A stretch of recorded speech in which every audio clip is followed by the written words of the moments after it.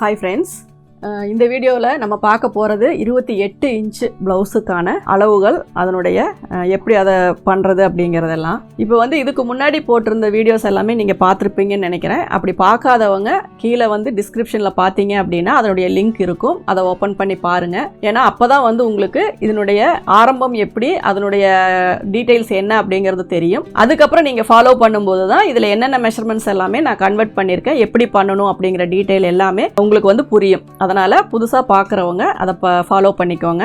அதுக்கு முன்னாடி நம்ம சேனலை சப்ஸ்கிரைப் பண்ணாதவங்க சப்ஸ்கிரைப் பண்ணிக்கோங்க. பக்கத்தில் இருக்க பெல் சிம்பிளை ப்ரெஸ் பண்ணிட்டீங்க அப்படின்னா உங்களுக்கு நோட்டிஃபிகேஷன் வரும். அதாவது வீடியோஸ் போடும்போது எல்லாமே நீங்கள் எந்த ஒரு வீடியோவுமே மிஸ் பண்ணாமல் பார்க்கலாம். நான் போட்டுட்டு இருக்க வீடியோஸ் வந்து உங்களுக்கு யூஸ்ஃபுல்லாக இருக்கும் அப்படின்னு நான் நினைக்கிறேன். உங்களுடைய சஜஷன் எதுவாக இருந்தாலும் நீங்கள் கமெண்ட் பாக்ஸில் போடுங்க, லைக் பண்ணுங்கள், ஷேர் பண்ணுங்கள். இப்போ இந்த வீடியோவோட எண்டில் 27 சைஸ் ப்ளவுஸு பார்த்துட்டு நீங்கள் கமெண்ட்ஸில் 2-3 டவுட்ஸ் கேட்டிருந்தீங்க. அதுக்கான ஆன்சரை வந்து நான் இந்த வீடியோ முடியும் போது எண்டில் நான் சொல்லியிருக்கேன். தயவுசெய்து ஸ்கிப் பண்ணாமல் பாருங்கள்.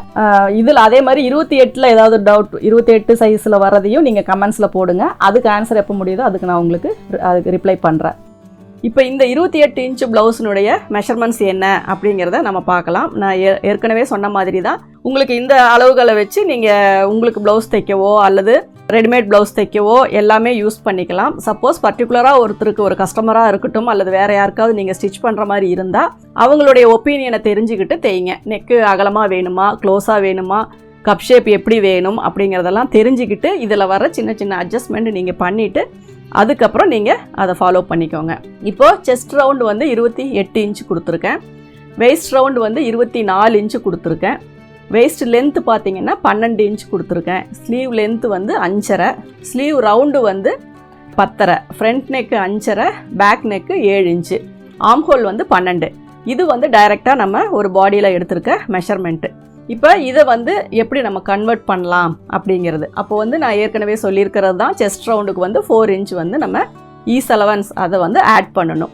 அதுக்கப்புறம் சீம் அலவன்ஸ் வந்து நம்ம மார்க் பண்ணி கட் பண்ணும்போது நம்ம அதை போட்டுக்கலாம். இப்போ 28க்கு ஈஸ் அலவன்ஸ் 4 இன்ச்சு சேர்த்தும் போது உங்களுக்கு 32 இன்ச்சு வருது. அப்போ அந்த 32 வந்து நம்ம 4ஆக பிரித்தோம் அப்படின்னா 8 இன்ச்சு வரும். அப்போ வந்து அந்த 8 இன்ச்சு அப்படிங்கிறது தான் உங்களுக்கு 1/4 செஸ்ட்டு. அதுக்கப்புறம் அந்த 1.5 இன்ச்சு நம்ம வைக்கிறது வந்து சீம் அலவன்ஸ். அந்த 1.5 இன்ச்சு நீங்கள் 1 இன்ச்சு வச்சிங்கன்னா ஃபர்தராக ஸ்லீவுக்கு கீழே எல்லாத்துக்குமே 1 இன்ச்சு வைக்கலாம். இல்லை ஒல்லியாக இருக்காங்க, இன்னும் கொஞ்சம் ஃப்யூச்சரில் அதிக துணி விட்டு தைச்சாதான் அவங்களுக்கு கரெக்டாக இருக்கும் அப்படின்னு நினச்சிங்கன்னா நீங்கள் 2 இன்ச்சு விடலாம். 2 இன்ச்சு விட்டிங்கன்னா ஸ்லீவுக்கும் அதே 2 இன்ச்சு விடணும், வேஸ்ட்டுக்கும் அதே 2 இன்ச்சு விடணும். அந்த சைடில் வர எல்லா அளவுமே ஒரே அளவாக இருக்கிற மாதிரி பார்த்துக்கணும். இப்போ வந்துட்டு அதில் இப்போ டோட்டலாக உங்களுக்கு 1/4 செஸ்ட் ரவுண்டு எவ்வளோ அப்படின்னா 9.5 இன்ச்சு டோட்டலாக நீங்கள் மெஷர் பண்ணும்போது 8 + 1.5 9 இன்ச்சு உங்களுக்கு கரெக்டாக வரும். அதுக்கப்புறம் இடுப்பினுடைய மெஷர்மெண்ட்டு இதுக்கு வந்து நான் ஈஸ் அலவன்ஸ் சேர்த்த வேண்டான்னு சொல்லியிருக்கேன். ஏன்னா இது ஓப்பன் கார்மெண்ட், அதாவது ஹூக் வச்சு போடுறது. தலைவலியாக போடும்போது தான் உங்களுக்கு ஈஸ் அலவன்ஸ் தேவைப்படும், அந்த லூஸ் கொடுக்கணும் அப்படிங்கிறதுக்காக. இப்போ இதுக்கு வந்துட்டு நம்ம சுடிதார் அப்படின்னா லூஸ் வேணும், ப்ளவுஸுங்கும் போது நம்ம இழுத்து டைட் பண்ணுறது தான். அதனால் உங்களுக்கு அது இதுக்கு வந்து உங்களுக்கு வேணும்னா ஒரு 1/2 இன்ச்சு சேர்த்தலான்னு நான் சொல்லியிருக்கேன். அதையே ஃபாலோ பண்ணிக்கோங்க.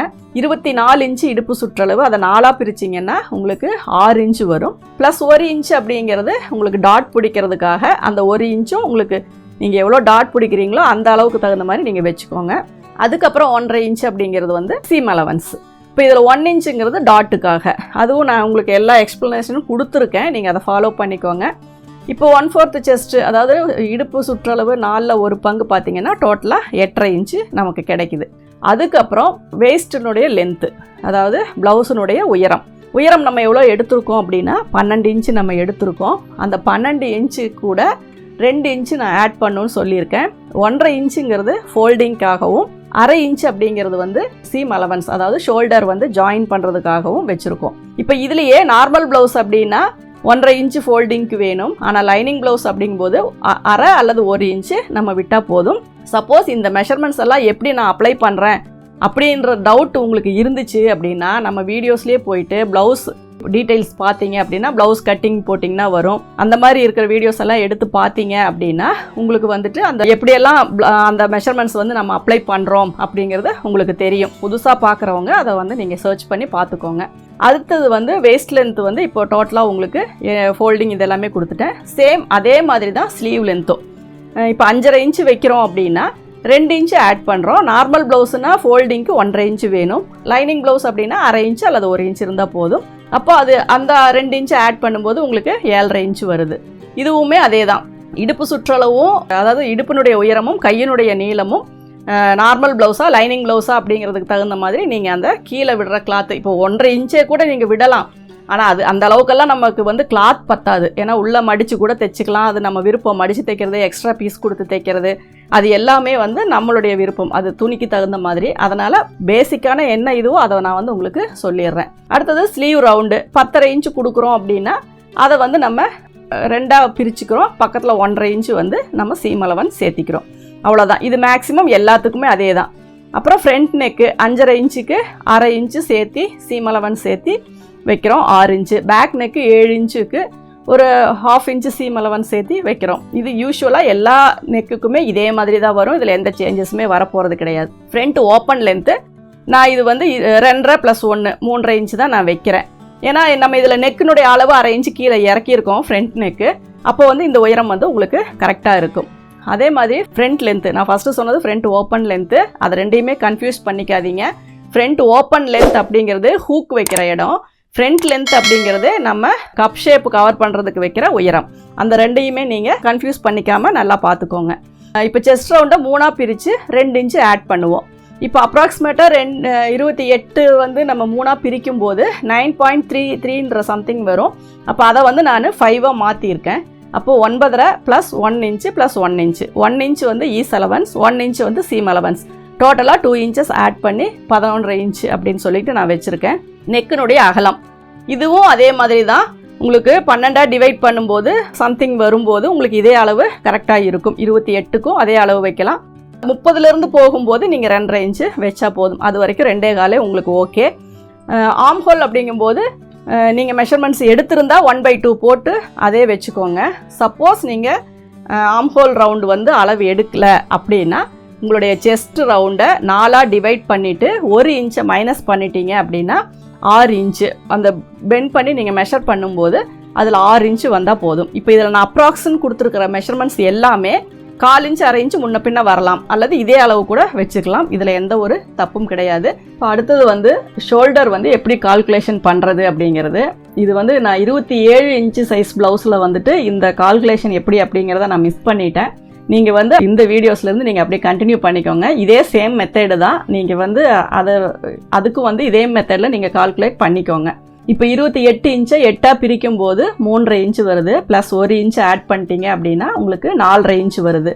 அதே மாதிரி அடுத்தது பார்த்தீங்க ஆம் ஹோல் லென்த் அப்படிங்கும்போது நீங்கள் அந்த 4.5யோட 1/2 இன்ச்சு சேர்த்து வச்சுக்கிட்டாலும் சரி, அல்லது நீங்கள் கால்குலேஷன் போடும்போது 28 அதை 8ஆக பிரிக்கும் போது 3.5 ப்ளஸ் 1.5 இன்ச்சு. இதுதான் ஆம் ஹோலுக்கு வந்து 1.5 இன்ச்சும் ஷோல்டருக்கு வந்து 1 இன்ச்சும் ஆட் பண்ண சொல்லியிருக்கேன். சப்போஸ் நான் பழைய வீடியோஸில் பார்க்கும்போது ஷோல்டர் அளவுலேருந்து 1/2 இன்ச்சு சேர்த்திக்கோங்கன்னு சொல்லியிருப்பேன். இதுவுமே வந்து அப்ராக்சிமேட் ஷோல்டர் அளவு என்ன வருதோ அதை அப்படியே கூட நீங்கள் வச்சுக்கலாம்.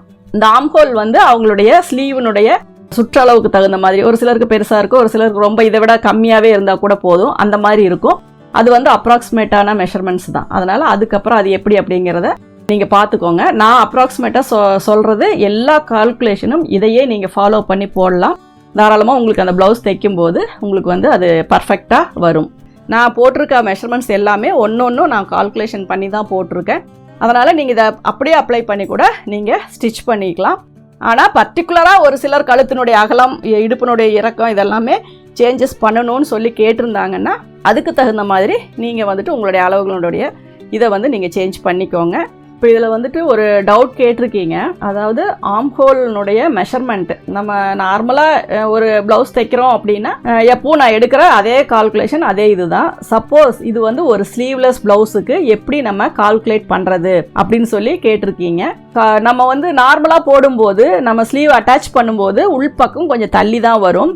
அது வந்து யூஸ்வலாக அதே அளவு நீங்கள் வச்சிங்க அப்படின்னா உங்களுக்கு வந்து அந்த போன் வந்து ரொம்ப இதாக தெரியும், வெளியே தெரியும். அந்த மாதிரி வேணும் அப்படின்னா நீங்கள் நம்ம இப்போ எப்படி மெஷர்மெண்ட் எடுக்கிறீங்களோ அதே அளவு தான். ஆனால் ஆம்ஹோல் உயரத்தை மட்டும் இன்னும் கொஞ்சம் மேலே வச்சுக்கோங்க. ஏன்னா அண்டர் ஆர்ம் வந்து ரொம்ப தெரியக்கூடாது. அதனால் அதை மட்டும் இன்னும் கொஞ்சம் நீங்கள் கம்மி பண்ணிக்கலாம். சப்போஸ் உங்களுக்கு வந்துட்டு ஸ்லீவுமே பார்த்தீங்கன்னா ஃபுல்லாக கவர் ஆகி ரவுண்ட் பண்ணி வந்தால் போதும் அப்படின்னீங்கன்னா உங்களுக்கு ஷோல்டர் அளவை இன்னொரு 1/2 இன்ச்சு சேர்த்து வச்சுக்கோங்க. அப்போ வந்து 6.5 இன்ச்சு ஷோல்டர் வைக்கிறீங்க அப்படின்னா 7 இன்ச்சு வச்சுக்கோங்க. இப்போ 6.5 அப்படிங்கிறத வந்து அப்படியே அப்ளை பண்ணி நீங்கள் ஆம்ஹோல் ரவுண்டு வச்சுக்கலாம். அது கூட இன்னொரு 1/2 இன்ச்சு நீங்கள் சேர்த்த தேவையில்லை. ஏன் அப்படின்னா ஸ்லீவ்லெஸ் ப்ளவுஸை பொறுத்த வரைக்கும் ஷோல்டர் வந்து கொஞ்சம் கவராக இருக்கணும், அதாவது ஸ்லீவ் போர்ஷன் வந்து கொஞ்சம் கவராக இருந்தால் நல்லாயிருக்கும் அப்படின்னு நினைக்கிறவங்களுக்கு வந்து, ஏன்னா அண்டர் ஆர்மில் அந்த ஷோல்டருடைய அந்த இதெல்லாம் தெரியாமல் ஃபுல்லாக கவராகி வரணும் அப்படின்னு இருக்கவங்க வந்து ஷோல்டர் வந்து 1/2 இன்ச்சு சேர்த்தி ஆம்ஹோல் உயரத்தை 1/2 இன்ச்சு குறைச்சி கரெக்டாக ஸ்லீவ் உள்ளே போட்டோம் அப்படின்னா உங்களுக்கு கரெக்டாக ஸ்லீவை வந்து ஃபிட்டாக இருக்கணும். ரொம்ப லூஸாவோ ரொம்ப இதாகவோ இருந்தால் நம்ம கை தூக்கும் போது பண்ணும்போது அந்த முன்னாடி எல்லாம் லூஸ் வரும். அந்த மாதிரி ப்ராப்ளம் வராமல் பார்த்துக்கணும். சப்போஸ் உங்களுக்கு வந்துட்டு ஹை ஷோல்டர், அதாவது நெக்கு வந்து க்ளோஸாகவே இருக்கலாம், ஆர்ம் வந்து ஃபுல்லாக தெரிஞ்சால் அந்த பால் ஜாயிண்ட் வந்து ஃபுல்லாகவே தெரிஞ்சிடலாம் அப்படிங்கிற நினைக்கிறவங்க வந்து நீங்கள் இப்போ நார்மலாக ஒரு ப்ளவுஸுக்கு என்ன மெஷர்மெண்ட் வைக்கிறீங்களோ அதை விட 1/2 இன்ச்சு குறைச்சி கூட வச்சுக்கலாம், தப்பு இல்லை. ஏன்னா அது ஃபுல்லாக ஸ்லீவ் தெரியணும், அந்த பால் ஜாயிண்ட் தெரியணும் அப்படின்றவங்க வந்து அந்த ஷோல்டரோட அளவை குறைச்சிக்கலாம்.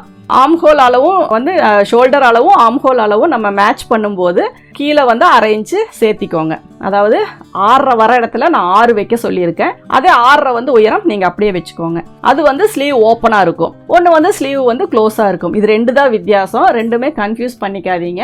ஏன்னா உங்களுக்கு ஸ்டிச்சிங் லைனில் இருக்கும்போது நான் என்ன சொல்கிறேன்னு உங்களுக்கு ஈஸியாக புரியும். அதாவது ஷோல்டர் கவர் பண்ணி வர்றது எப்படி, ஸ்லீவ் கவர் பண்ணி வர்றது எப்படி இருக்கும், ஓப்பனாக வர ஸ்டைல் எப்படி இருக்கும் அப்படிங்கிறது உங்களுக்கு தெரியும். அதனால் அதுக்கு தகுந்த மாதிரி உங்களுடைய ஸ்லீவ் வந்து நீங்கள் ரெடி பண்ணிக்கலாம். இன்னொரு கொஸ்டின் கேட்டிருக்கீங்க, ஒன் சைடு பிரஸ்ட் பெருசாகவும் ஒன் சைடு பிரஸ்ட் சின்னதாகவும் இருந்துச்சு அப்படின்னா அவங்களுக்கு வந்து எப்படி ஸ்டிச் பண்ணணும் அப்படின்னு சொல்லி கேட்டிருக்கீங்க. நீங்கள் சொல்கிற மாதிரி வந்து ரொம்ப ஒன்றும் பெரிய டிஃப்ரென்ஸ் வந்து வராது. மேக்ஸிமம் வந்து பிரஸ்ட்டை பொறுத்த வரைக்கும் உங்களுக்கு ஒரு 1/2 இன்ச்சு தான் உங்களுக்கு முன்ன பின்ன வருமே ஒழிய மற்றபடி வந்து ரொம்ப எல்லாம் டிஃப்ரென்ஸ் வந்து வர்றதுக்கு வாய்ப்பு இல்லை.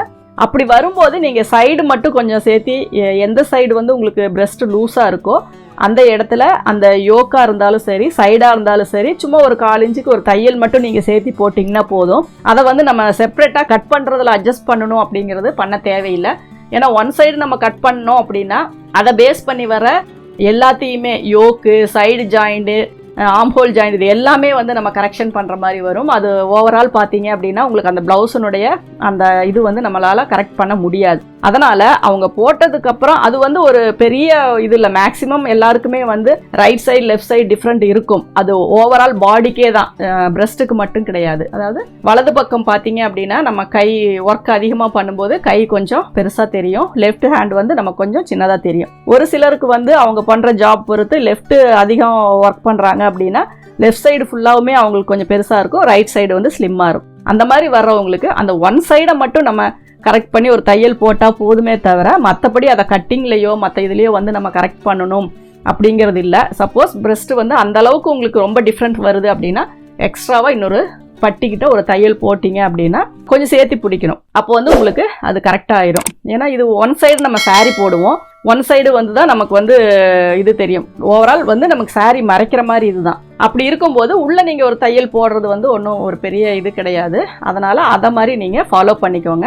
சப்போஸ் உங்களுக்கு வந்து ஒன் சைடு ஏதாவது கப்பு வச்சு ஸ்டிச் பண்ணணும் அப்படிங்கிற மாதிரி இருந்துச்சு அப்படின்னா அதை வந்து நீங்கள் நார்மலாகவே ஒன் சைடு வந்து உள்ள ஒரு கிளாத்தில் கப்பு வச்சு அப்படியே கூட நம்ம ஸ்டிச் பண்ணிக்கலாம். அது வந்து ரொம்ப ரேர், ஒரு சிலருக்கு தான் அந்த மாதிரி எல்லாம் இது பண்ணுற மாதிரி இருக்கும். சப்போஸ் ஏதாவது ஆப்ரேஷன் பண்ணியிருந்தாலோ அந்த மாதிரி இருந்தால் மட்டும்தான். மற்றபடி வந்து உங்களுக்கு கப் ஷேப்பில் வந்து ரொம்ப ஒன்றும் வேரியேஷன் வராது. அப்படி வந்தாலும் நீங்கள் அதில் ஒரு ஸ்டிச்சஸ் மட்டும் போட்டால் போதும். இன்னொருத்தவங்க வந்து இன்னொரு டவுட் சொல்லியிருக்காங்க, கரெக்டான மெஷர்மெண்ட்டில் தான் நான் ஸ்டிச் பண்ணியிருக்கேன், ஆனால் போட்டால் பின்னாடி தூக்கிட்டு இருக்க மாதிரி இருக்குது அப்படின்னு சொல்லியிருக்கீங்க. இது வந்து 2 ஸ்டிச்சிங்கில் ஒரு ப்ராப்ளம் வரும், பாடியில் ஒரு ப்ராப்ளம் வரும். பாடி வந்து பின்னாடி சதப்பிடிப்பு அதிகமாக இருந்து லைட்டாக வளைஞ்ச மாதிரி இருந்தாங்க அப்படின்னா நீங்கள் சொல்கிற மாதிரி நீங்கள் எப்படி கரெக்டான மெஷர்மெண்ட்டில் தைச்சாலுமே லைட்டாக அந்த இடம் தூக்கிட்டு இருக்கும். அப்படி தூக்கிட்டு இருக்கும்போது அந்த டாட்டை மட்டும் நீங்கள் கொஞ்சம் பிடிச்சிங்கன்னா போதும். இது வந்து தைச்சதுக்கு அப்புறம். ஆனால் நீங்கள் வந்து இப்போ நார்மலாக ஒரு புதுசாக ஒரு ப்ளவுஸ் தைக்கிறீங்க அப்படின்னா அந்த பேக் போர்ஷன் தைக்கும்போது ரொம்ப நம்ம உன்னிப்பாக கவனிக்க வேண்டிய விஷயம் என்ன அப்படின்னா, டாட் நீங்கள் பெருசாக பிடிக்கும்போது என்னாகும் அப்படின்னா அந்த நேராக ஒரு ஸ்கேல் மாதிரி இருக்க கோடு வந்து இப்படி உள்ள வளைஞ்ச மாதிரியான ஒரு லைனுக்கு வந்துடும். அப்போ என்ன ஆகும்னா அந்த போர்ஷன் உங்களுக்கு தூக்கிட்டு தான் இருக்கும். என்ன காரணம் அப்படின்னா, அதாவது 2 டாட் வந்து சும்மா மைல்டாக பிடிச்சிங்க அப்படின்னா உங்களுக்கு அந்த தூக்கிட்டு இருக்கிற ப்ராப்ளம் வராது. சப்போஸ் அந்த டாட்டை வந்து ரொம்ப பெருசாக பிடிச்சிட்டிங்க அப்படின்னா அந்த இடம் பார்க்கும்போது நல்லாவே தெரியும் அந்த இடத்துல ஒரு பெண்டு வரும். அந்த பெண்டோட நீங்கள் போடும்போது அது வந்து உங்களுக்கு உடம்புல தூக்கிட்டு தான் இருக்கும். அப்போ என்ன ஆகும்னா உயரமே கூட உங்களுக்கு ஷார்ட்டேஜ் ஆகும். நான் 14 தான் வச்சேன், ஆனால் தைச்சு முடிச்சதுக்கப்புறம் உங்களுக்கு 14.25 தான் வந்திருக்கு, ஒரு 1/4 இன்ச்சு அல்லது 14 தான் வந்திருக்கு, 1/2 இன்ச்சு குறையுது அப்படின்னா நீங்கள் வந்து அந்த டாட் பிடிக்கிறதுல வர மிஸ்டேக் தான். அப்போ அந்த டாட் என்ன பண்ணணும் அப்படின்னா உங்களுடைய அந்த ஸ்ட்ரெயிட்னஸை வந்து பாதிக்காத மாதிரி நீங்கள் டாட் பிடிக்கணும். அதாவது வளைவே வரக்கூடாது. அந்த டாட் நீங்கள் பிடிக்கிறீங்க அப்படின்னா அந்த இடத்துல வளைவு வரக்கூடாது. ரொம்ப நெருக்கி பிடிச்சிட்டாலும் வளைவு வரும், ரொம்ப அதிகமாக பிடிச்சிட்டாலும் வளைவு வரும். சரியான டிஸ்டன்ஸில் மைல்டாக அந்த நான் சொன்ன அந்த 1 இன்ச்சு அந்த அளவுக்கு மட்டும், அதுவும் ரொம்ப மேலே வந்து கீழே அகலமாகவும் ரொம்ப கொஞ்சம் தூரத்துலேயே ரொம்ப இதாகும், அப்படியே நீளமாக கொண்டு போய் அந்த டாட் பிடிக்கிற மெத்தடு நான் நிறைய வீடியோஸில் சொல்லியிருப்பேன்.